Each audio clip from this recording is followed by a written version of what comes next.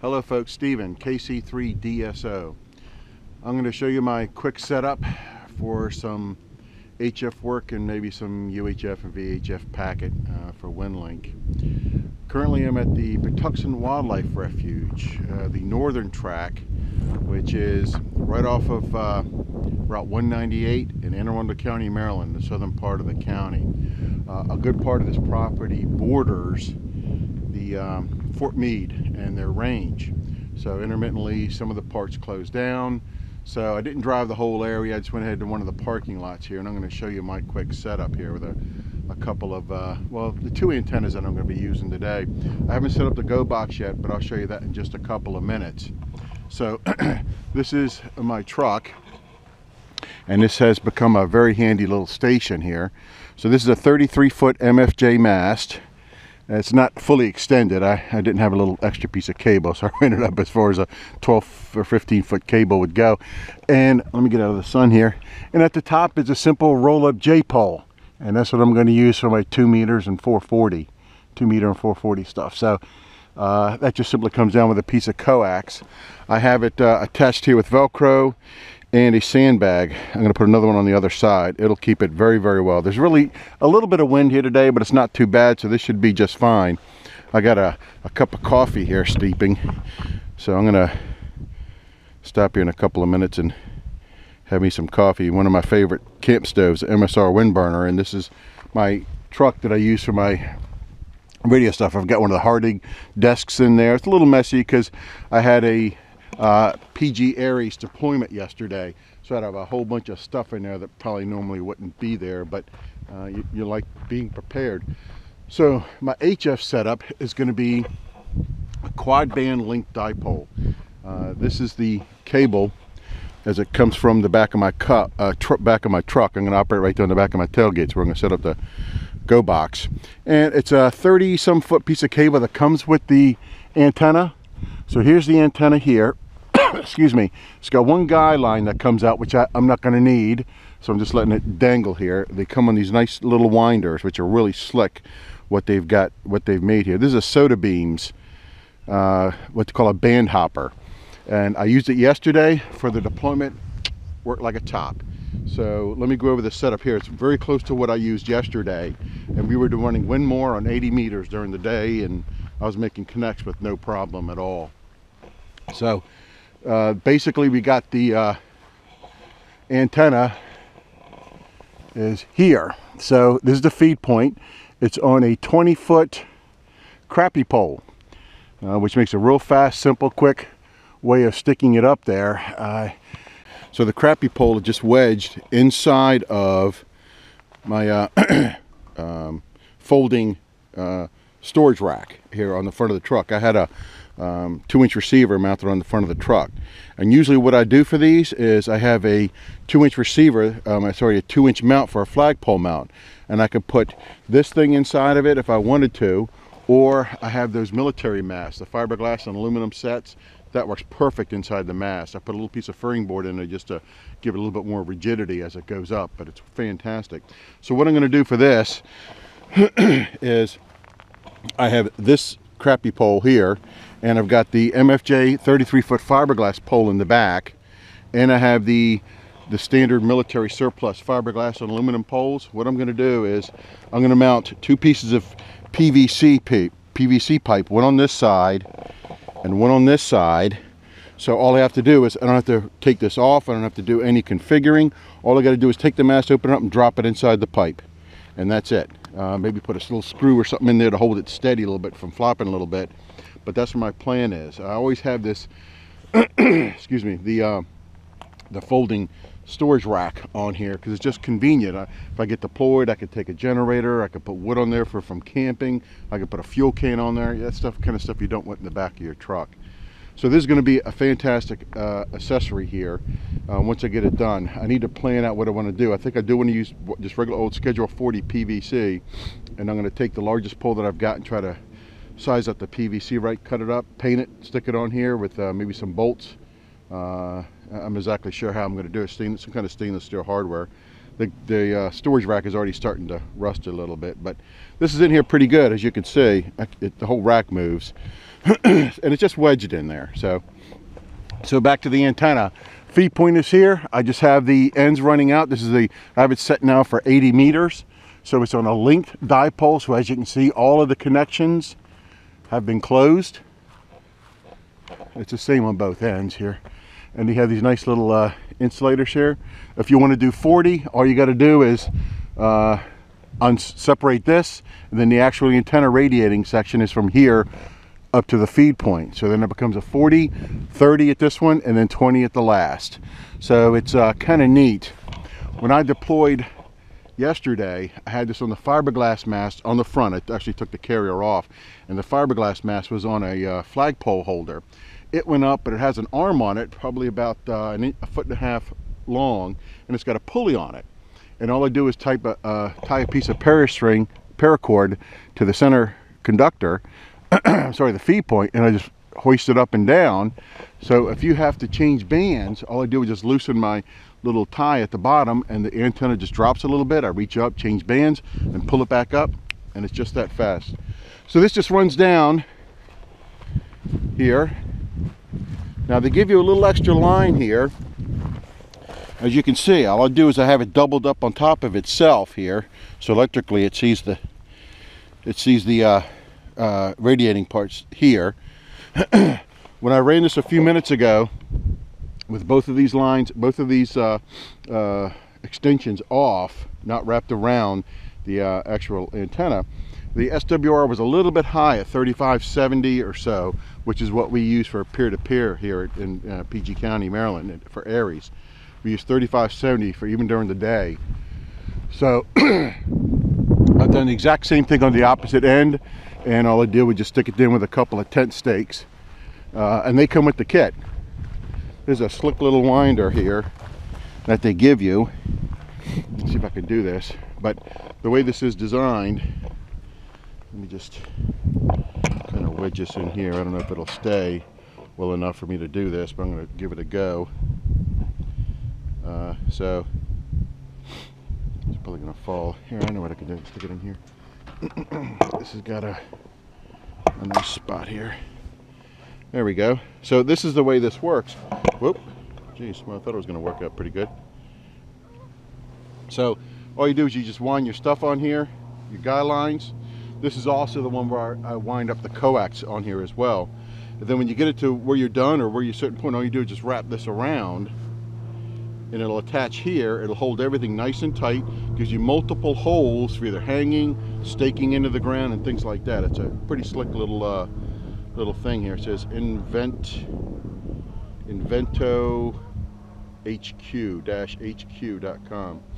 So I may pick up a couple of extra of these if you could buy them separately, but it's a pretty slick little winder. I think they're for kites or something, perhaps. But the coax they give you, I think it's 178 or something, some mil-spec stuff. But it's I want to use this antenna. I just got it a couple of weeks ago. So yesterday was the first time I've used it, and it actually runs pretty good. It's not real tight because there's nothing on here now to hold it. So the antenna goes out here, and as you can see, it just runs from here, feed point, all the connections are connected, so it's running in an 80 meter configuration, and down to the other side. The Crappie pole is here, so now in order for me to change bands, I'm going to have to actually drop the Crappie pole down, which really isn't that bad. It's so lightweight and so thin, it's very, very simple to do. But the pulley does have its advantages. So the pulley is, well, it's in here somewhere. And then all you got to do is, I have a good bit of stuff in here, but anyway, I'll find the pulley here and I'll let you guys take a look at it. I'm going to go and have a quick sip of coffee here. Oh, let me show you the SWRs. So before I wrap the ends back on top of the antenna, the SWR was about 4.5 on 3570. Now that I've wrapped them up, let me see if I can show you this here. So we get 3570, and here it is here. I don't know if you can see this, but now it's showing 3568, and it's 1.4. So this is pretty good. Obviously you don't even need to use a tuner on this, and I'm sure if I mess with it a little bit I could probably get it even lower. 1.2, 1.1, 35. Yeah, that's, oh, now it's starting to go back up again. So a couple of minor changes here and I could easily get it to a really nice spot. But what's good about this obviously is I don't have to use a tuner now for 80. So if you go up to 38, so I may have to change it a little bit. 75. So yeah, it's going up considerably. So I'm gonna have to swing it back if I want to get up into the phone bands here, or use a tuner, either way. And I'll show you some a video here when I get the Go box out. It has an LDG tuner built into the box, and I'll go over everything inside the box here in just a couple of minutes. But this is a cart that was given to me by the EC of the county, and it's been a really nice box. This is my antennas, some cabling goes in here. I've got all my little things in here, and this is like your power meters, audio cables, there's serial cables in there too, USB to serial adapters. This one's actually got some power cords. This is all my connectors, which is the connectors for hooking up the antennas, SO239 bulkhead connectors, some caps and things like that, tools, office supplies, and another serial adapter, Velcro strips, which are very handy. Harbor Freight, you get a pack of I think 10 or 12 for about $4, and they're really nice. In fact, that's one of these that's holding this this mast up now. So, and in the very bottom I actually have two kits with me. I always carry two rigs in case there's a problem. Since it was already in the truck from the Aries thing yesterday, I just left it in here instead of carrying it. But in the bottom it's a complete second HF, UHF, VHF kit, and that's got a FT891, another Kenwood D710G, and all the associated cables, TNCs and tuners and everything else in there. So I could really just deploy with this box and be done with it on wheels and move on. But my kit, which I'll pull out here in a second, is really nice. I like using it. It's what I used yesterday. It's 100% fully independent and self-reliant. So what I'm going to do is run this station on my my lithium iron phosphate battery. Here's the box, and here's the battery. It's very lightweight, 20 amp hours, and I got a solar panel which I'm going to set up here in a couple of minutes. I'm going to set that up here, just run the cable over, and I'll show you the charging that's being done by the solar panel as well. The controller will pump up to, I have it set obviously for lithium iron phosphate, so it's a maximum of 4 amps, 14.4 is what's going to come in. There's two connectors on here. One's a coaxial, the DC, this is the in for charging, and of course the power poles are the out. And if I'm dependent which radio I'm using it at, whether the Go box, I'll hook it into the rig runner that's inside the Go box, but I have a separate rig runner in here with the power supply, all my electrical stuff, so if I needed it I can hook it up to that. Well, let me go ahead and have a sip of coffee. I'll get my box, I'll bring it out, set it up, and I'll show you how we do some stuff. I love coffee. Anyway, what I did is I decided to go ahead and try 20 meters. It's daytime, so I'm going to go ahead and give that a go. And all I did was, on both legs, I realized that I could grab because it's on such a flexible pole, all I have to do is just grab the antenna like this and lightly tug down a bit here, see, and just pull it a little bit, and I'm able to access the clips very easily. So this is what I did on both of them. I simply pulled them both apart and attached them to themselves. So this is a 20 meter section from here to the feed point. If I wanted 30, I would keep that connected and disconnect it here. And if I wanted 40, I'm sorry, this is 20, 30, 40, and 80. So I would disconnect it, keep these two connected and disconnect it there, and then it becomes a 40. So it's a pretty neat little device. I think one of the things I am going to do is I'm going to change it to power poles instead of these clips. I'm going back and forth about that. Exactly what I'm going to do. I'm going to see what other people have done. I know some people did put power poles on them. The alligator clips are pretty slick. It's really fast to do it, to unclip one. You only have to get a hold of one of them really to get it undone. But so let's see what 20 meters here, and of course I'm a general, so if we look at here it is, 14,250, and it's 1.3. So that's a pretty simple change and easy. Again, you really don't need a tuner. So I'm going to bypass the tuner in my Go box. So as you can see, the antenna is still just whoop, right there like that. And let's go ahead and get the Go box out and get it set up. Okay, so I got it set up for 20 meters. Let me go ahead and go over the Go kit here so you guys can see what's what. And I'll hook it up to power, but I want to swing it around and show you the back side before I get the antenna connections on. So this is what we got on the front. This is a Gator Pro box. It's a 4U, which is probably the smallest box you can get and get at least a reasonable amount of equipment in it. I mean, I could have kept the speakers out and run external jacks, but this just seemed a reasonably decent setup. So I've got the main radio for the HF is the FT857D. This is an all-band, all-mode, which makes it very attractive. You can do all your Winmor, your any kind of Winlink with it. And because it's HF and 2 meters and 70 centimeters, you're able to do your packet with using the Signalink. So you have basically 2 packet stations if you have to. So this is a very versatile radio. There's smaller ones and other ones out there on the market. The 891 is very nice, which I have in the box here, but it doesn't have the 2 meter 70 centimeter setup in it like this one does. So you have to go back a little bit. The old Polish proverb in EmComm is 1 radio is none, 2 radios is 1. So this gives you a couple of options should something happen to your initial setup. So I have an LDG YT100 tuner. I got the external meter for the FT857D. I've got dual Yaesu speakers. Actually, these are the clones. You get them off of eBay, and they've been working very, very well. The Signalink, which of course is used for VHF packet and for your Winmor through Winlink. I have USB ports and a 12-volt receptacle. This is pretty handy because I can set my Toughbook right on top, and I can run it off the same power source as all the other components. So it makes a really nice setup. This is the Kenwood TM-D710G. So this has got a packets, built-in TNC, GPS, and all that other stuff.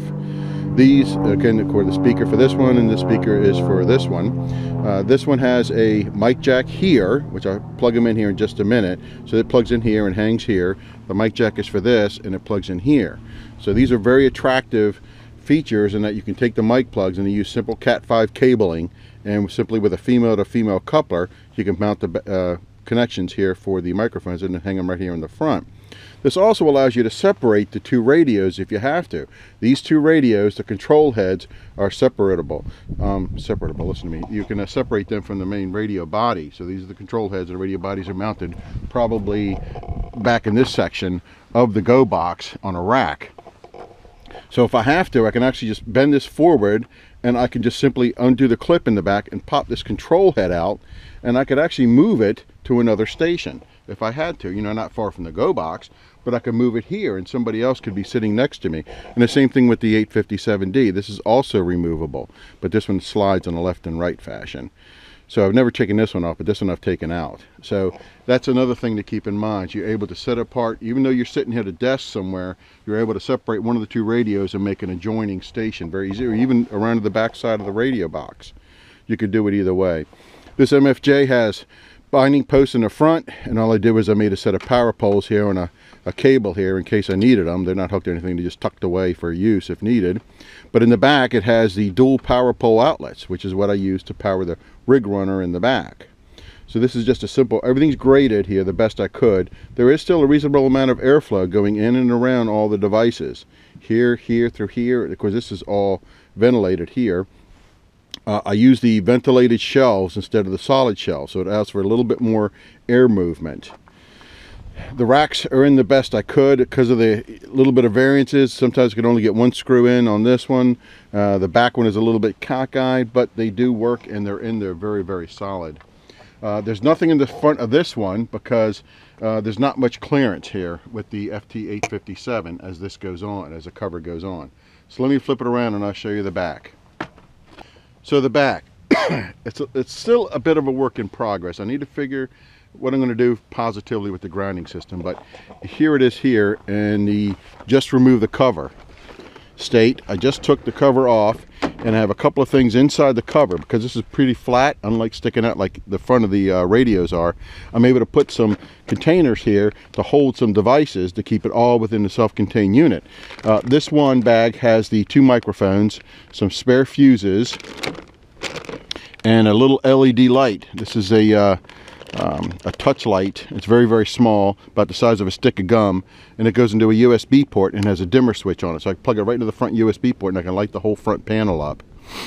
On this bag is a hand band roll-up J-pole. It's got adapters, about 15 feet of cable inside the bag.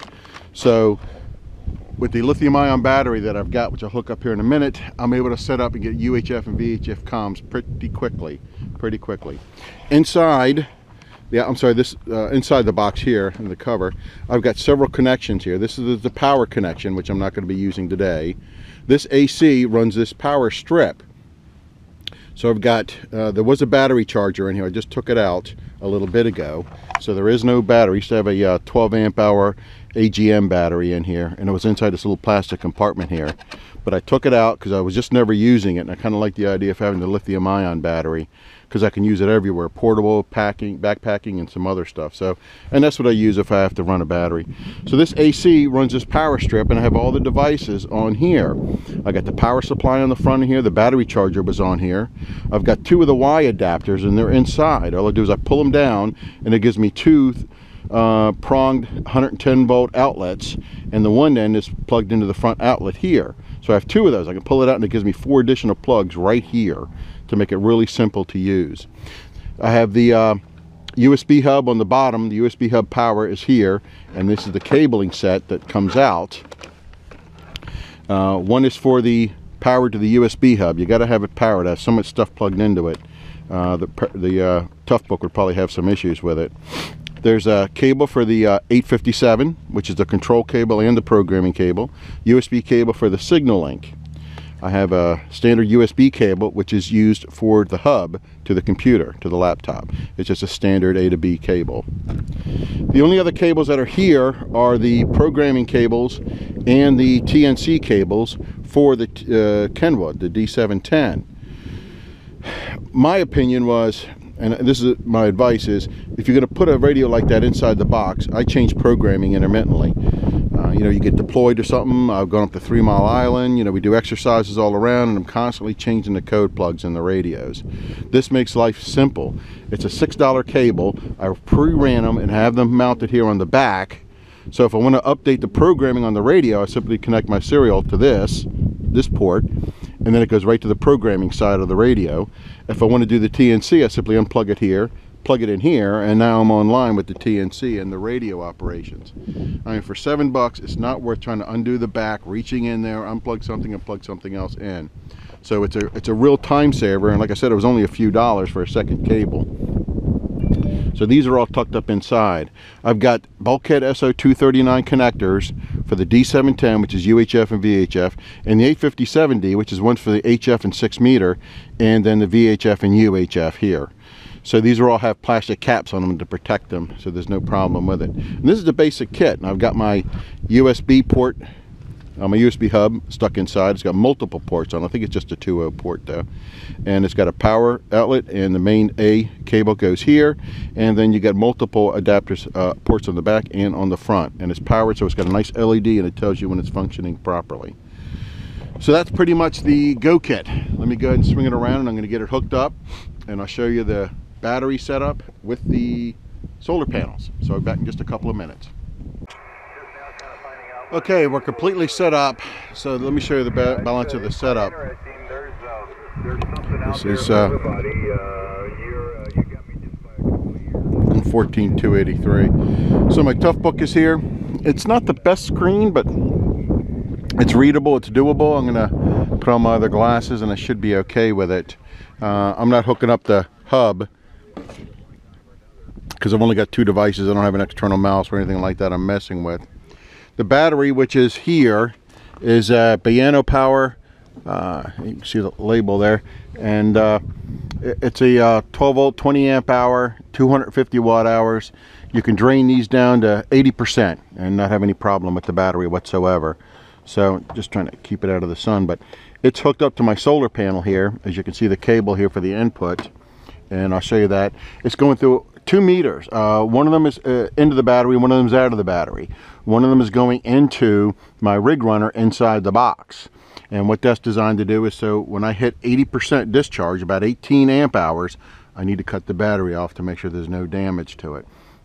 So it's 18 amp hours of usage is what I watch. Now, this one's drawing, the meter itself is getting its own power from the battery. I have the little cable set that plugs into it with a 9-volt battery, and it can be completely independent. So you can unhook it from here, and it will keep your cumulative values on the meter, which is kind of handy. And it'll do the same thing for all of these meters. So this one here shows a 4 amps is coming from the solar charger here.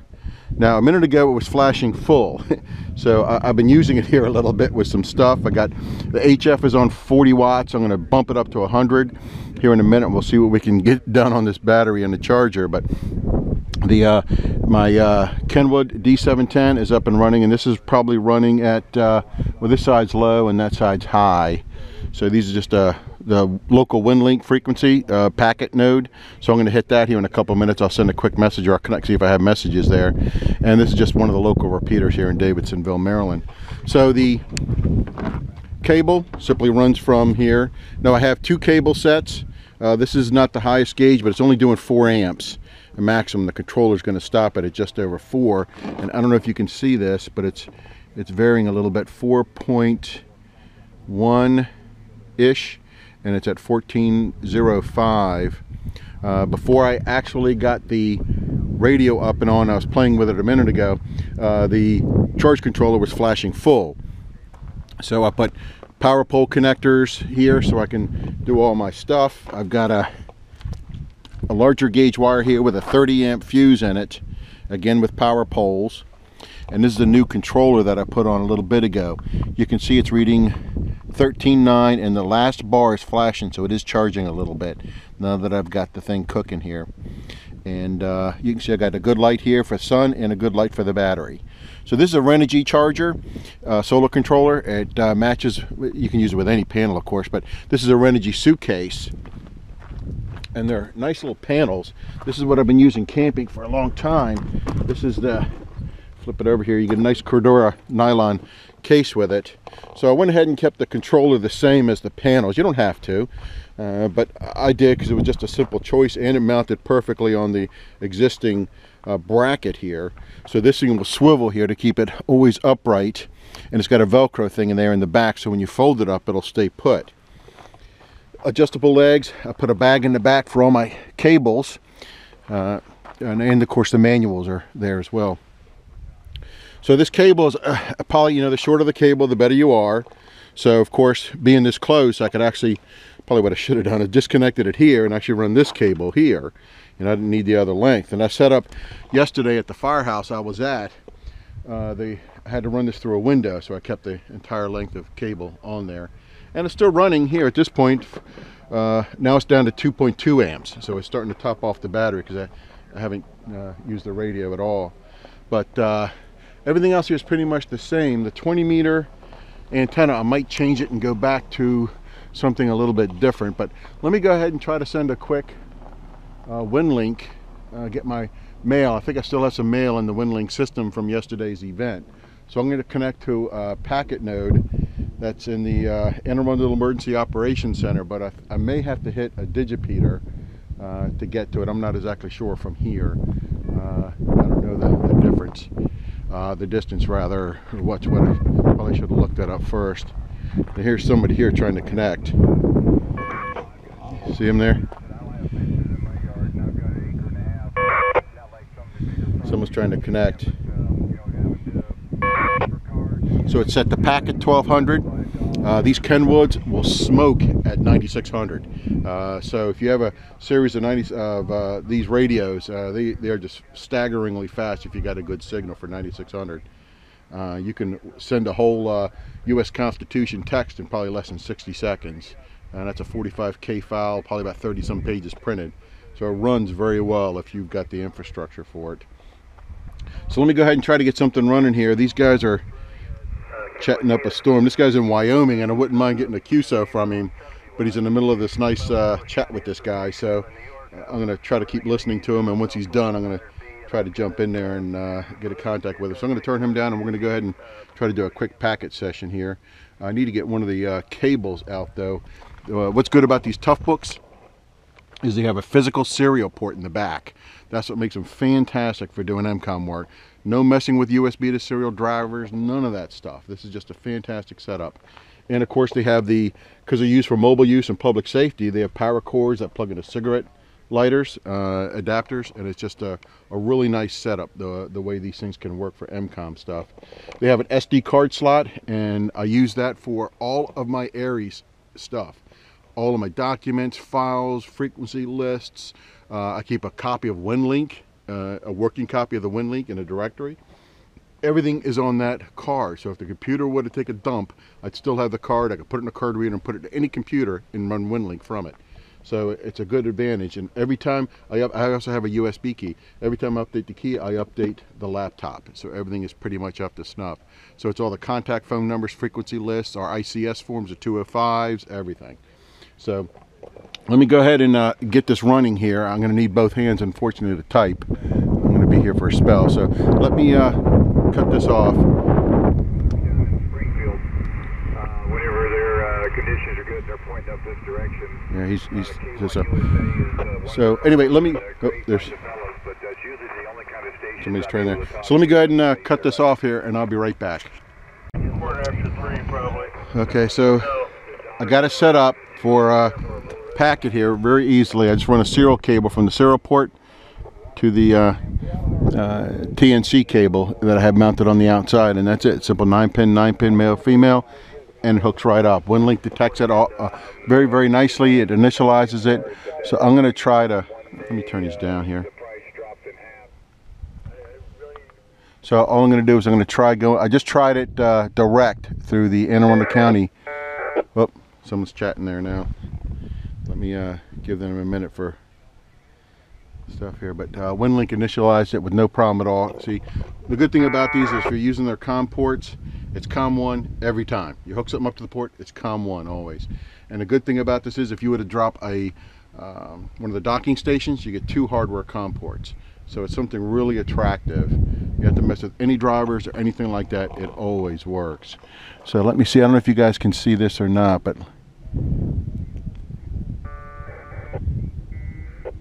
oh, there it goes. It's connected. There we go. See the Anne Arundel, you see Anne Arundel EOC?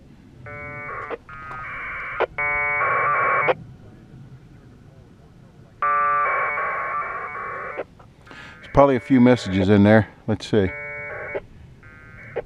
You guys can double check it. Oh, nope. I got nothing there. Anyway. So that's simple packet, and it's really handy the way this works. Emails over RF. So yeah, that'd be great. Thank you. I'm going to try Winmor here, but I think I may do 40 something. I may try 20 here and see what we get. So let me go and hook it up to Winmor. Should have detected the Signalink. So give me 1 minute here. Let me hook that up. Go ahead, Tim. Okay, folks. So So you're leaving the clubhouse already? I'm going to go ahead and I just connected with the Winmor thing here. So I was going to record it, but I was in the middle of talking to someone about some Winlink packet nodes. So anyway, let me go ahead and show you what we got going on here. So I'm using the 857D, and there's very low noise here. This is a really nice spot. Excuse me. So I've only got like an S1 or S2 intermittently. We're on 3587. These two, of course, Winlink is connected to the 857 via the CT62 cable, which is here. So it controls the radio. It's just the frequency, the band mode, and everything else. So it also locks the display, which is kind of slick. So now I can't accidentally change frequency in the middle of a transfer. So I just changed it a minute ago. So what it is, I changed the antenna back. I connected it here, so now I'm back on 80. So what I'm going to do is I'm going to call a guy. This is KQ4ET, and I think he's in Richmond, Virginia, or Virginia Beach. He's one of the two. So I just clicked on him, and I went ahead and did the center frequency and the dial frequency, which is what it said on the radio.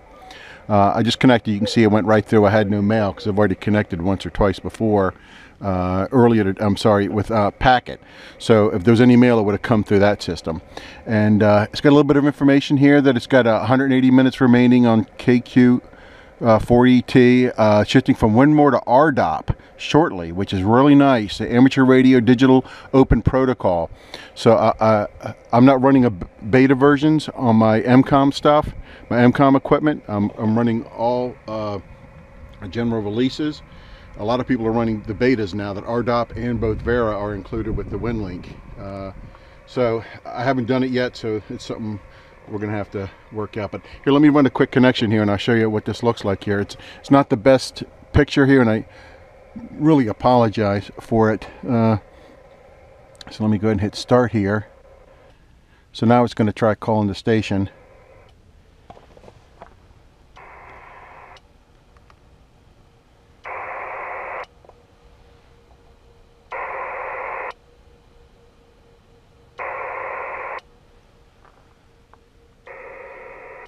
It's trying.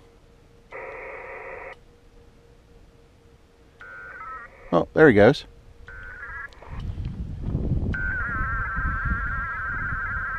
So I got an S9 on him.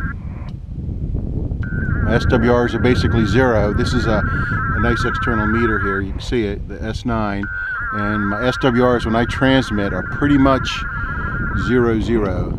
There it is there, see it?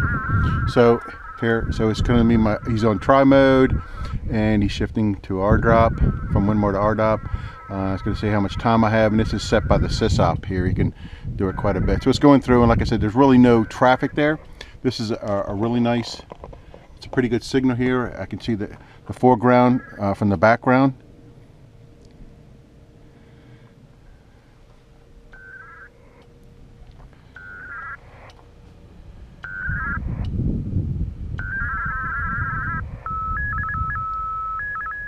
That's his CWID, and you can see the signal here, and there's my ID going out, and that's it. It's just that quick. So excuse me, this is pretty much my station. I run it out of my truck, like I said, quite often, and it's just a really simple setup. The dipole here on the Crappie pole, 30 feet of cable, which I didn't even have to add anything to it. It was just enough to run to the back of my truck here with a little bit of slack. That's what I got this for, so I can actually operate from inside the truck, which is what I do on camping, when I'm camping. And then the MFJ mast here for the dual band UHF and VHF, and that's pretty much it. So let's see what the solar charge is going. I've been running this pretty good for a while.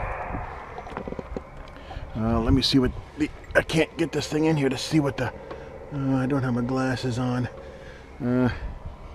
Well, what I'll do is I'll pull that when I unhook the case. I'll pull that out so we can see what's what. I can't read it. Well, when I slide the case out, I'll unhook it and let you guys see what it is. But what's going into the battery is 2.6, 5.7. So it's keeping it nice and charged. This should be running at about 14 volts or so. Oh, 14.4. Look at that, right on the nose. And this is flashing pretty quickly, so it's pretty close to full. It's pretty close to full. There's not much time left before it's topped off. If I don't talk on it for a while, it'll be filled up. So the radio, I think I have it set to, it was at 35 watts. I went ahead and increased it a bit ago because I was going to talk to the guy in Wyoming, and I forgot to change it back for Winmor. Usually for digital stuff, it's about 35 or 40. So it was actually running, I think, about 65 a few minutes, just when I did this Winmor connection. I forgot to back it back down, but that's okay. So this is a quick setup here, and if anybody has any questions or comments, please post them. But let me turn the volume down. I had it up a little bit so you guys could hear. So a friend of mine that's up the road just said he's got 20 meters set up in his car, and he's on his way home, and he wanted to call me on 20 meters. I'm not sure how much time I have. I might be able to chat with him for a quick minute or two, but So this is what I've got. So anyway, if you have any questions or comments, please post them, and have a good day.